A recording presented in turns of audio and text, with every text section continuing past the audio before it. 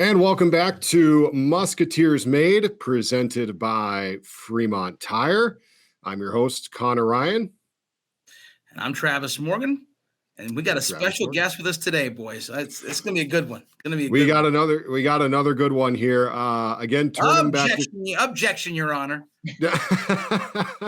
Turning back the clock to the 2002 Clark Cup Championship team and another former captain of the Musketeers, someone else that wore the green and yellow C on their chest. That is Brandon Schwartz. And yes, if you didn't get the joke from Travis there, Brandon is a lawyer now by trade. Hey guys, thanks for having me. I'm looking forward to having a little chat here, having a little fun. I guess, yeah. Let's start this off. How much different is policing things on the ice compared to a courtroom? Well, I'm lucky I played with Art Feminella and BJ Greaves, so I didn't have to police too much on the ice. But it's I love the law. My dad's a lawyer, and so I grew up around the law. I love it. It was an easy transition for me from playing hockey to going to law school and practicing law because it's very competitive. I do primarily civil litigation, so it's adversarial, it's combative, but you try and do it in such a way that's respectful, which is, I think, the way that I hope to try and play hockey too, is that you play hard between the whistles, but you still want to be respectful of the game and respectful of your teammates and the other team. So there's so many different kinds of lawyers and what they do, because people are like, oh well, I work with bankruptcy and things like that. But the kind of law you practice is you literally go in and you question people on the stand and do things like that on that level. Yeah, so I'm a board certified civil trial specialist, which means that I've handled a certain number of cases to jury trials and court trials and passed the bar exam. And I do a lot of so business litigation, think like shareholder disputes or disputes between owners of businesses, or disputes between two businesses, or even between an individual and a business. I do some family law work primarily for people that I've represented on the business side. I don't do any criminal defense. I don't do any like bankruptcy or probate, but if it's a civil trial, then I've probably at one point or another had my hands in a similar type of case. So I didn't know we're talking about the Harvey Specter of Minnesota is what this is. You're the Harvey Specter of Minnesota, aren't you? Did you know that show is still like number 2 on Netflix too?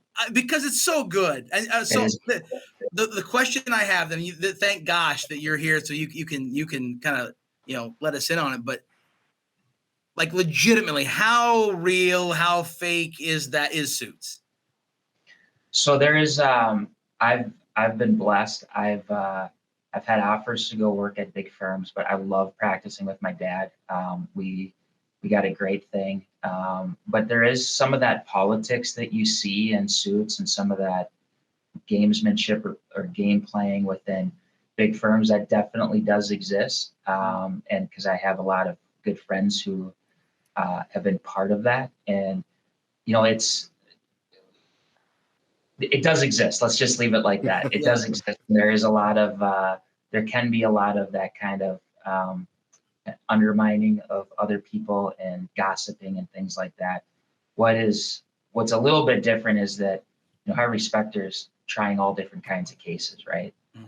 And now we've become really pretty specialized. There's, for instance, you're not going to find somebody that's going back and forth between criminal law and civil law and family law and probate and estate planning and things like that. A lot of times lawyers get in their kind of niche and stay there. So when you were the Musketeers, you guys didn't lose a whole lot. But when you lose on the ice, there's always tomorrow and whatnot, and you go about your day, and you can kind of rebound the next night and win and forget about that loss. Losing in a courtroom means a lot of money's at stake. Does it eat at you when you do lose longer, maybe than like if you lose a tough hockey game or whatever? But like, do the losses linger a little bit longer?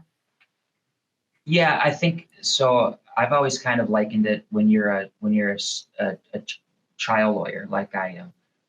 You're not going to win every motion. I mean, you want to, and you hope that you win every trial, but odds are probably you're not going to. And I think you need to be kind of like a goalie, where you're going to give up a goal now and again, but you got to get back and get after it. Or like a relief pitcher, you might come in and blow a lead in the ninth, but that doesn't mean that the next game you're not going to, crush it. And that's where I think that hockey background and that competitive nature is really very helpful. Honestly, Travis, most of the trial lawyers that I've worked with or come across have some sort of competitive athletic background, and it's you get that nature because, like you said, for some of these cases, there's hundreds of thousands or millions or even billions of dollars at stake, and it's a lot of trust that your clients are giving to you. And if you don't have that competitive drive, I think you're going to wilt under that pressure. That's what he had to tell a lot of goalies too. They scored on was, hey, you're going to let in a few. It's okay. Don't worry. Don't Forget worry about that one. Well, thankfully, the goalies that I had in Sioux City didn't let in very many. Yeah. Mayotte and Mayotte and Andy Frank. Yeah, you had a pretty good combination. You weren't having to pat them on the butt too many times, saying we'll get them next tomorrow night. We weren't. We had that was so much fun. And before I forget, I got to say thanks again to you, Travis, for setting up that reunion. That was such a blast to be able to get back and see so many of the guys. So let's talk about that real quick. We had the chance to win a championship the year that you guys came back, which was just so fitting, in so many different ways. And I know that you guys were so thankful, and I was thankful you guys came back, but you guys were so thankful that we were able to actually finally get that thing together and pull it off and bring you guys back. But there's something to be said about winning a championship together. And like Luke always told those guys, together forever, never depart. It really holds water, doesn't it, Schwartzy? Because, I mean, seeing you guys come back, some of you guys hadn't seen each other in 20 years. And it was the moment you guys got in the same room, it was like nothing had ever changed. And you guys like 20 years did not exist. It was, you guys were back together and picked right up where you left off. I think I think you hit it on the head when you said when you win together, you just form this bond. And I think it was actually the brotherhood that we had, which is what brought us to be able to hoist that Clark Cup. Because, like you and I talked about, or like Coach Siciliano talked about with Coach Strand's team, is we didn't have the most talented team top to bottom. You looked at in Sioux Falls, Thomas Vanek was there and had, 90 some points. Yeah. Played, 15 years in the NHL. We had guys that, we had, I think it was 8, 10, 12 guys that played Division I hockey, but not like what you look at now on USHL rosters. Every guy is going to the. Yeah, everybody's playing D1.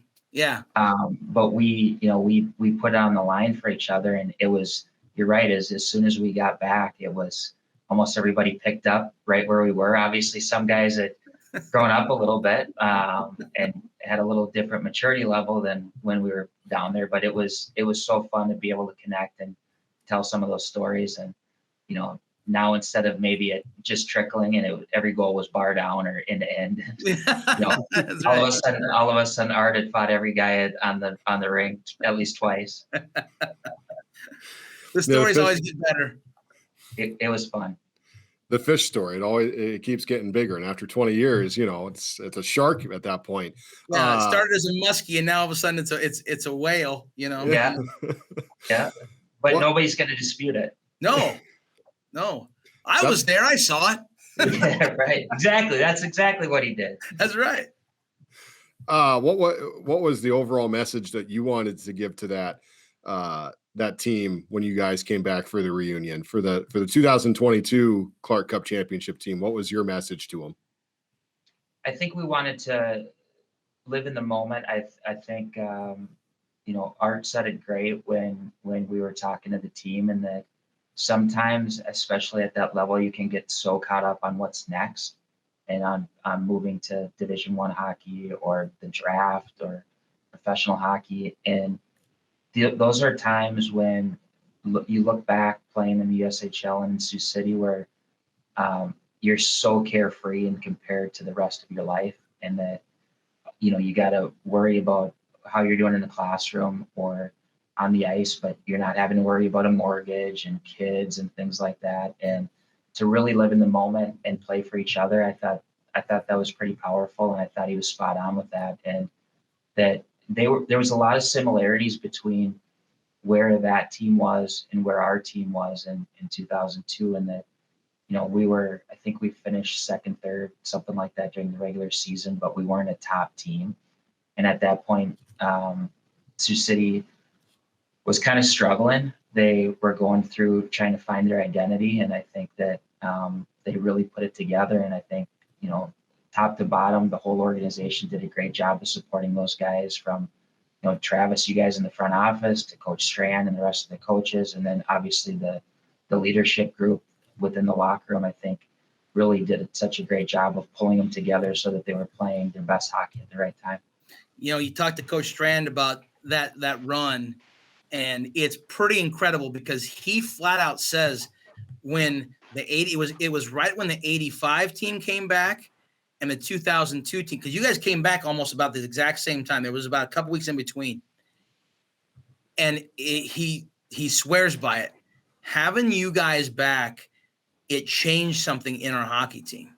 You guys being there and talking to those boys and really showing them what it was like and what it can be like. And then you also you got some great tips, for I know that Kirkland pulled you aside a little bit and asked you about some certain things, but you asked Coach Strand, he will say that you guys had a major impact on us winning that Clark Cup. That's got to make you guys feel great too, because that visit, it was great for you, but it was also great for us. I mean, there was give and take there, and it really was a special weekend. And so I go back to that Irie conversation. What did you guys talk about? Because I saw him pull you aside and ask you some questions, because it was like captain to captain. I think he really picked your brain about a lot of things.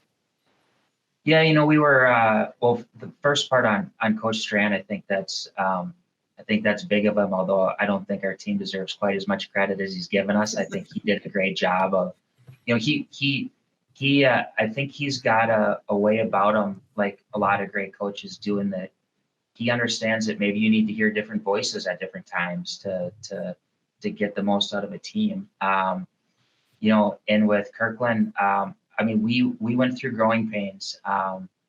My first year in Sioux City was Coach Siciliano's first year in Sioux City. And so we had a lot of turnover in our locker room. And the second year was really the first year that his whole team was there, that he had picked.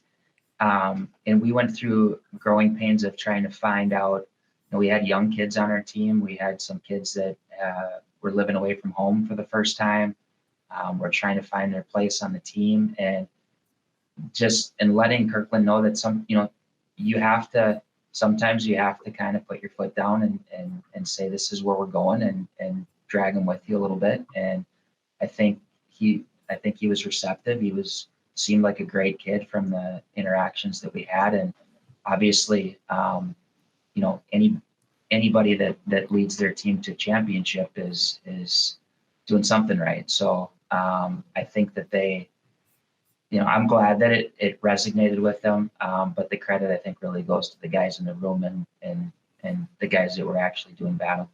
That 0-2 team, you like you said, you weren't the best as far as, you weren't outscoring people by 5 goals a night by any means. It was, you pretty much won through physicality and a little bit of intimidation. Let's be honest. Let's call a spade a spade. You won through intimidation too, especially that Sioux Falls series, where it was pretty much if Thomas Vanek touched the ice, Art helped. That's pretty much, that was the game plan. Talk about that series, because Sioux Falls was loaded, and you guys pretty much came in with just a blue collar effort of just kind of intimidating them to bend it at your will. We had a team that before we jumped on, Conrad told me one of the questions was, did you ever fight anybody? And mean, it's a different league right now. We can get to that, but Yeah. you know, we had a team where I remember I got hit from behind against Waterloo, and the place went bonkers. Everybody on the ice jumped the Waterloo guy. That's awesome. And you know, we had that mentality that everybody stuck up for everybody. It didn't matter if it was your captain or a fourth line guy or whatever. It was everybody stuck up for everybody, and we were a very tough team to play against. And you know, we knew going into that series with Sioux Falls that they were talented. You know, that it wasn't just Thomas Vanek. They had a top line that was very good, and we knew that we had to finish every check to hold him off the scoreboard, because he was at that point, he was you could tell he was destined to go a long ways in hockey. And Art was great. Ryan Garris was great. Matt Fetzer was great. Our entire decor was great at putting those guys down. And obviously the goalies were, you know, stood on their head all playoffs. So. I want to go back to the question Travis was asking earlier about your conversation with Kirkland, and you're a captain for both the Musketeers that 2002 season, but you're also a captain in your college days at Michigan Tech. Was leadership something that came naturally for you? And then like what kind of, because there's different styles of leadership, what kind of leader were you? You know, I think I would say that I led by example. I would always, you know, I would readily admit that I was never the most talented person, but I think that I don't mean to sound arrogant about it, but I don't think anybody outworks me. And I think that's true in every aspect of life. So I think I led mostly by example. And I would say that originally it really didn't come naturally to me. I think Coach Siciliano is really kind of who helped me grow into that role, I would say. You know, the first year in Sioux City was my first year living away from home. And I think you really grow up, and you kind of turn the page from boyhood to manhood at that point. And I think he really helped me feel comfortable in that role, and helped me feel like I could be, you know, lead by example. I was never really a big yeller.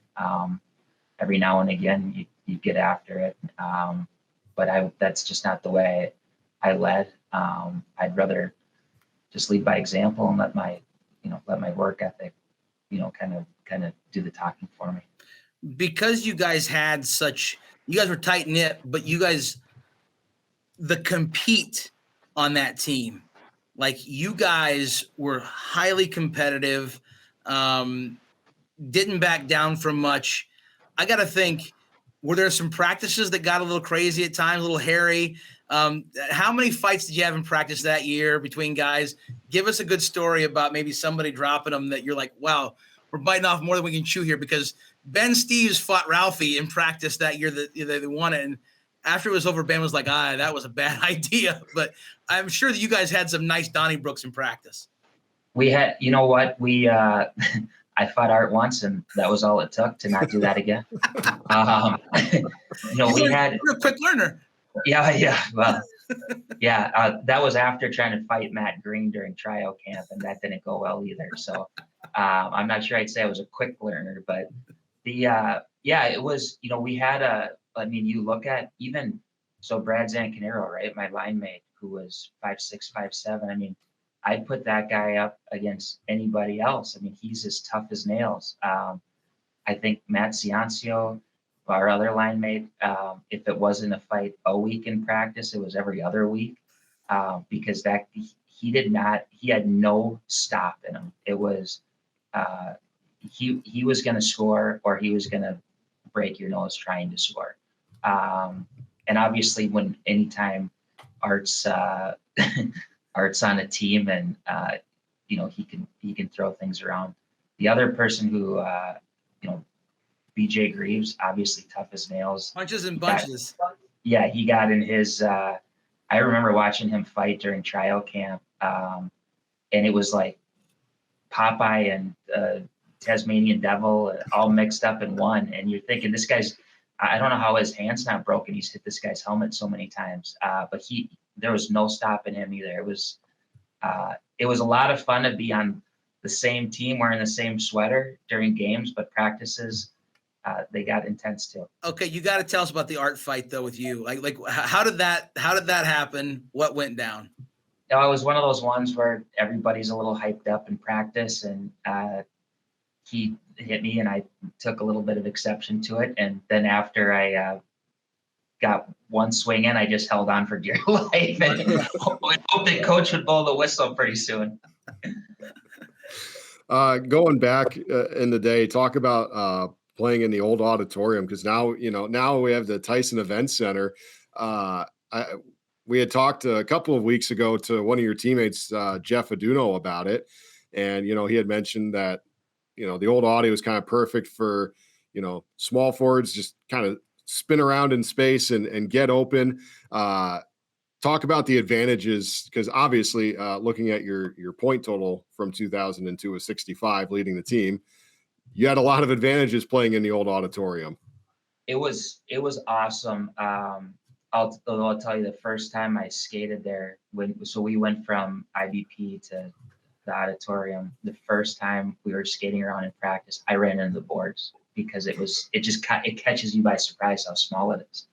But it was great. I mean, I remember we'd have games where guys would get in fights and fans are throwing popcorn and pop on the guys at the other side because the penalty box was right in the stairway. Yeah. I remember that one guy hammered me from behind and got kicked out of the game, and my dad tried to go down on the stage and fight him. And my dad's like 5'8", right? So, but it was such an awesome rink. It was our fans were beyond supportive, and they made that place really special to play in. And that there wasn't, I don't think now or before, there's not another rink that I've ever played in that was like it. It's just got a great vibe to it. It's everybody's on top of you.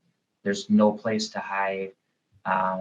You could catch a breakout pass in your own zone, take one stride, and you'd have a good shot on net. So it was awesome. Coach Siciliano was talking about how the fans in that barn you just feel it build. You could feel the fan, that noise level just start to build and in anticipation for something, And he said, you could feel that on the bench and on the ice, that the fans were starting to get into it and stuff. And he goes, you can just feel it like as something was going to happen and go our way. And he goes, you knew like the dam was going to break, but the guys across the way, because the benches were across from you as well, you could see it in them too. Like they knew when things were starting to get crazy and the crowd in the auditorium would really start to get loud and change momentum and really kind of give that boost to you guys. And then all of a sudden the roof would come off the barn and you almost feel like it was going to happen. 100%. It was the fans, especially during our Clark Cup run, played such a great role in providing extra energy. I mean, at that point, you played 60 regular season games, you'd had tryout camp, you'd had preseason, you'd had playoffs. Most guys had never played that many games before. I mean, for context, you're playing Minnesota high school hockey, you're playing 24, 25 games a year versus coming and playing, almost 80. So you're tired, you're worn out, and they give you an extra boost of energy. It was amazing. It was the best hockey experience that I've had is playing in front of those fans during that Clark Cup run and the team that we had. And I think, the other part about it is when you really have no place to hide in that rink. And so if you're a skilled guy, you have to know coming in that you're going to get hit. Because there is no room. It's not an Olympic size sheet. It's not even an NHL size sheet. So you're going to get hit, and that can take a lot of guys off their game if they're not ready for that, because they're used to having more time and space to make plays. And then on top of that, you have a raucous crowd going bonkers, throwing popcorn at you. So it was fun. Take me through that Clark Cup championship run, especially for you. Again, you led the team in the regular season in points, but you also did it in the playoffs. You came up with 10 goals and 5 assists, 15 total points. Talk about the composure that you played with to come up with those, because for some guys suddenly the net becomes a lot smaller in the big spotlight. You almost turned up your game to a completely different level and came up clutch. It seemed like almost game after game after game during that playoff run. Well, I think that as a team as a whole, we really raised our level. And when you look at, I was beyond blessed to play with Brad Zancanero and Matt Ciancio. Brad was an unbelievable playmaker. Ciancio was tough as they come.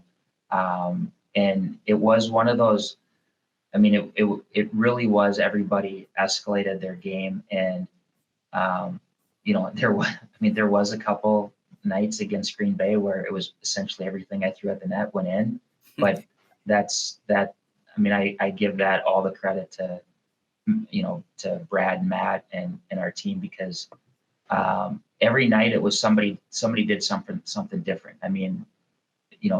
We had nights where Billy Magnuson scored a big goal to put us ahead. And he was a great player, but he wasn't, he didn't have 30 goals right during the regular season.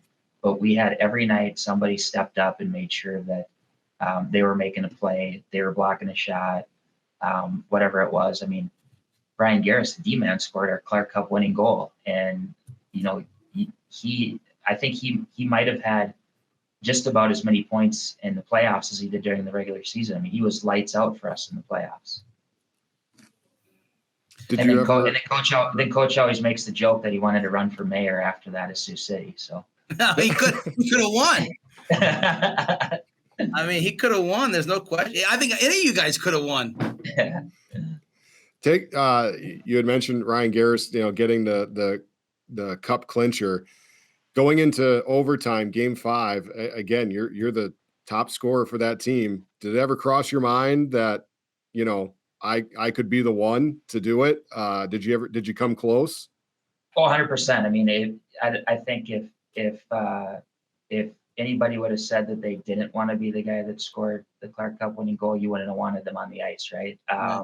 And I think everybody did. I was standing in front of the net when Raj scored that, and what I think was, afterwards, I played at Michigan Tech, and it was a great experience, but we didn't win like we did in Sioux City. And I think in Sioux City we expected to win. We never thought we weren't going to win, even when we were down in that last game. And I've been on teams where you're playing basically not to lose, and it's a really different feeling. And I think that was one of the things that, when we went down and we're talking to the 2020 team, 2021 team, is expecting to win versus, playing not to lose is a really different mentality. So I think when you get to that point, it was everybody on the ice thought that they were going to be the guy that would score that goal. Going into that barn, though, well, let me back up. People forget you had a chance to win it here in the auditorium. Is that one of the great regrets of maybe your junior career, was not winning it here in Sioux City? Because kind of sweet to go there and really kind of end their barn with that too. It's a give and take. I think being able to close out Exarban with the win was something none of us will ever forget, and it did give us the opportunity to have a little fun on the bus ride home. And then Coach Siciliano made sure we all stayed at the rink and kind of turned things over to us. So I think that, it would have been a lot of fun to win in front of our fans, but some of the memories that we have from the locker room in Exarban, being able to, bring that rink to a closure with a loss, our bus ride back, and then our celebration in the rink. Because when we got back, it was coach gave me the keys to the rink and said, nobody leave. So we stayed there, which we wouldn't have been able to do if we won it in Sioux City, Right. In game 4. And we got some good memories from that. So it was a lot of fun. So give us the Zamboni story. You got to tell us the Zamboni story. So I hadn't drank before because I was always afraid in playing high school hockey. I'd get a minor and I'd lose my ability to play college hockey. So I didn't drink. So on the bus, we may have had some beers, maybe not. Possible. Yeah, nobody can confirm or deny that. Lawyer speak here. Yeah, we got back and the Zamboni happened to be there and the keys happened to be in it. And I tried to do my best Dino impression and managed to drive it up somehow the ramp through the hallway onto the ice, made it all the way around the ice until I was trying to get off the ice, and then I hit the boards. And there's pictures of some guys hanging on to the Zamboni while I was driving, and I'm doing, and I can't believe I made it all the way up through the hallway and then hit the boards on the way out. I mean, that's a hard turn, to get up there. Yeah. That's impressive. Raj was there. He may have had a little influence on my ability to take that Zamboni out, and we brought it out, and guys were having a good time, and everybody was safe. Everybody got home all right. But that was being able to celebrate with those guys was something I'll never forget. We always talk about. Oh, go ahead.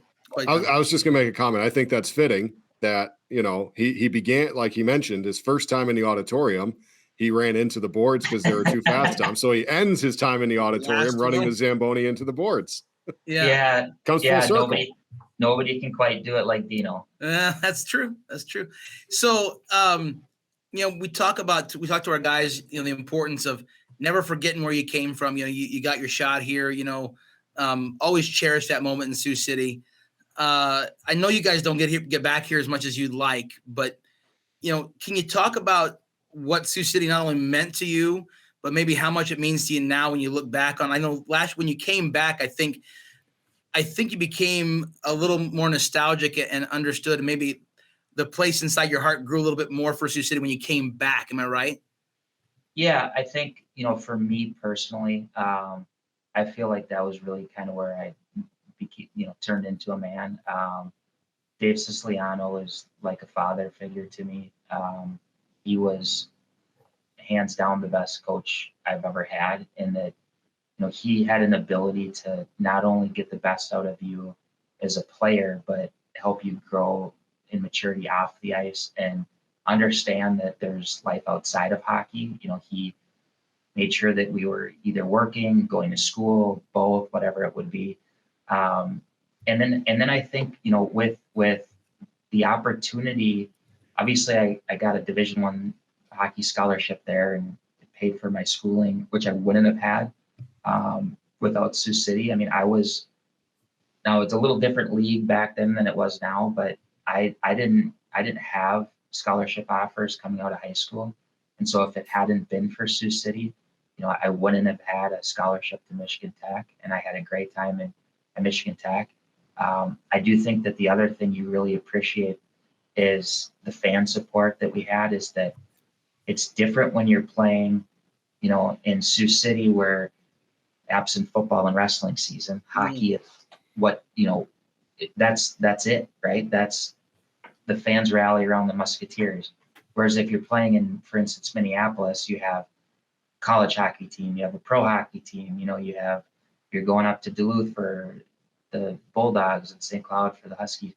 You had the focus of the community on you, which was really pretty special, because the community really rallied around us, and it was, I think we kind of, I think our team really was representative of our community, and hardworking, honest, put in a good day's work, and wasn't gonna, cheat corners and take shortcuts.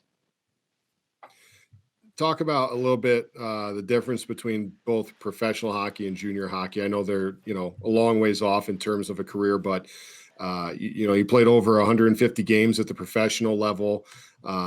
What's the biggest difference, obviously, other than the paycheck, between professional hockey and junior hockey? What was something that you kind of missed, when you were playing professionally? I think, I think with professional hockey, you don't have maybe the same level of camaraderie as we did in juniors because everybody's, especially at the level I was at, with the East Coast and the AHL, everybody's trying to get to the next level. And that's where I think Art's comment of enjoying the moment was spot on, both for junior hockey and professional hockey. I mean, I think regrettably, maybe I took it a little bit. I was more looking towards the next step than enjoying the moment when I was playing professionally. I think when you look at it now, I was amazed how fast the USHL was when we came back down there. The USHL now, speed-wise, was like Division I college hockey probably 10 years ago. Division III college hockey now is like Division I hockey was, 10 years ago, and Division I hockey is like the NHL was, a decade ago. And the NHL speed is just incredible, right? I was absolutely amazed at the skill level of the team when we went down and watched the USHL games, because every one of those kids, is a top line Division I player. All right. You ready to do some rapid fire? Yes, sir. All right, here we go. Craziest teammate? Billy Magnuson. Funniest teammate? BJ Graves. Your weirdest superstition? I always got dressed left to right. How do people do that? That's a thing. That is a thing. A lot of people do that. That's okay. Yeah. All right. One word that describes Coach Siciliano? Amazing. One word that describes Art Feminella?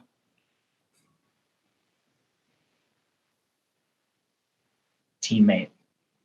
Favorite place to eat in Sioux City? Well, it was Subway because that was my pregame meal. Because I know that when I think Sioux City, I think Subway sandwiches. Can't get that anywhere else. That's Sioux City to the core. They don't make them the same. We had a lot of Subway. We had a lot of Outback and a lot of Perkins. Yeah, Perkins. Yeah, that was. Yep. Opposing player you love to hate and probably still don't like to this day just because of back in the day. Thomas Vanek, because he made this big deal when we were at the All-Star game that he needed a pop and everybody else had water. Really? Wow. Yeah. Okay, I got to call. Give me a 20-second timeout real quick on the speed. All right, tell us the story. So Gordie Howe was the guest speaker that year. It was in Sioux Falls. Yeah. Yep. And he was awesome. Gordie was super pleasant, went around and shook everybody's hands. And Vanek made this big issue about how he wanted a pop for the meal, and all we had on the table was water, and like kind of threw a little temper tantrum about it. And of course he got it. Of course. Yeah. Yeah. He had 93 points that year. He got it. Yeah, he got everything he wanted that year. Most memorable fight that either you or one of your teammates was in that you look back and go, wow, that was crazy? I think that Waterloo fight I was telling you about, where I got hit from behind and the whole team went bonkers. And I think we actually have video of that, by the way. I'll send it to you. Yeah, because who first jumped somebody after that was Billy Magnuson. Was it really? Yeah. There you go. We did that one. Okay. Best part of being a girl dad. I'm going to allow you to be a great father right now, because I know that you have two awesome girls. Oh, man. Best part about being a girl dad. Just the way that they look up to you. There's nothing like it, man. I know you know. It's incredible. I was born to be a girl dad. I love going to their dance competitions. I love taking them shopping. I love taking them to get their nails done. I love every part of it. Yeah, there is something, and wrapped around your little finger. I mean, yeah. They know. Yeah. I mean, at one point, Lily, our oldest, said to Landry, our youngest, said, well, Don't ask mom. Let's ask dad because he'll let us do anything. God, I'm glad that you figured that out at 6. Right. They know way too young, don't they? I mean, they have you figured out right away. It's the best though. It's nothing like it. It is. Hey, we really appreciate the time, Schwartzy. I mean, I got one more, Travis. Oh, okay. Go ahead. Because this is a new thing we're doing for the podcast. So this is a fan question. Yes. Yes. We get a couple of those in, a couple of fan questions if you want. Absolutely. So this one comes from Andrew Brown, and he wants to know, if you didn't play hockey, what sport would you have played? I played a lot of sports growing up. I played football. I played soccer, baseball, tennis, golf, which is one of the things that I try and push back a little bit on, this kind of specialization so early with kids in sports right now. Yeah.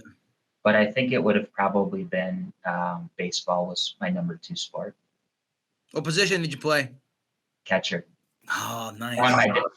Can I just tell one story? Please do. Yeah, do. So we were playing, my stepmom was pregnant, and her and my dad are at the game. We're playing Gary Gaetti. Remember him for the Twins? Yeah. You're playing Gary Gaetti? We're playing Gary Gaetti's kid. Okay. At the game, and my stepmom's water broke in the biffy while we were playing Gary Gaetti's kid that I hit a home run to win the game. So. My dad loves telling that story. Circle the bases. Let's go to the hospital. Let's go. Make that jog a little quicker. Come on, let's go. Yeah, right. Can you speed it up? Yeah, right. Yeah. I just went yard. I'm gonna take my time here. Give me a couple seconds, all right? I gotta rub it in Gary Gaetti's kid's face. Yes. That's Eat fantastic. that, Twins boy. Yeah. You got one more, Connor? Yep, I got one more. Daniel Ruprecht wants to know, what was the main attribute of your game that got you to the USHL? I guess if you had to give your own scouting report and you had to hype yourself up for something, what would it be? I'd say I'd probably go back to my work ethic. I think that that was what allowed me to play at a high level. Although I'll tell you that when Coach Hackstall picked our team, he said, I knew that you were skilled enough to play at this level, but then when you fought Matt Green, I knew that you were probably tough enough. And I'm just glad that he didn't say how bad I got my butt kicked in that fight. So, but you were willing. I was willing to take a lot of punches. Hey, you beat the hell out of his fist with your face, Schwartzy, and that's commendable. I taught his fist a lesson. There's no doubt. Well, hey, we really appreciate you being with us. When you look up, just when you think Musketeers, Brandon Schwartz is one of those guys that's on a lot of people's lists of just the guy that represented Sioux City so well when you were here. And we're so proud of everything that you've become, not only as a hockey player after you left, but as a businessman, as a father. You're the kind of guy that really exemplifies what it means to be a Musketeer from start to finish. And we really enjoyed having you on. And we're so glad that you're back in the Musketeer family, on the regular through text messages and things like that. I know we talk quite a bit, and it really is great to have you back in the fold, and always know that you're always welcome back here in Sioux City. You always have a home here, man. I love it. And I really, I can't say enough good things about you guys and what you've been doing with bringing guys back and making sure that everybody feels a continued part of the community. And I just want to say thanks again for that. And, to all the fans, when we came back, that you gave us such a great welcoming. And I mean, my daughters were thinking, I don't know why they want this guy's autograph so bad, but it was so much fun to be a part of that. So that was really cool. And I look forward to getting back soon. I think you guys signed for like 45, 50 minutes. Like you just did for a period. It was awesome. It was really fun. And it was, I can't say enough good things about it. Yeah.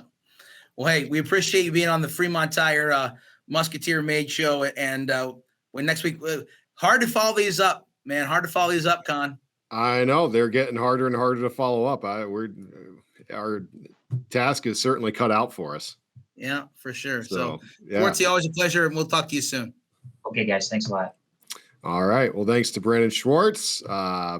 Thanks to everybody that tuned in and listened to, again, Musketeer Made, presented by Fremont Tire. I'm Connor Ryan. I'm Travis Morgan. And that'll do it for this episode. Talk to you later, everybody.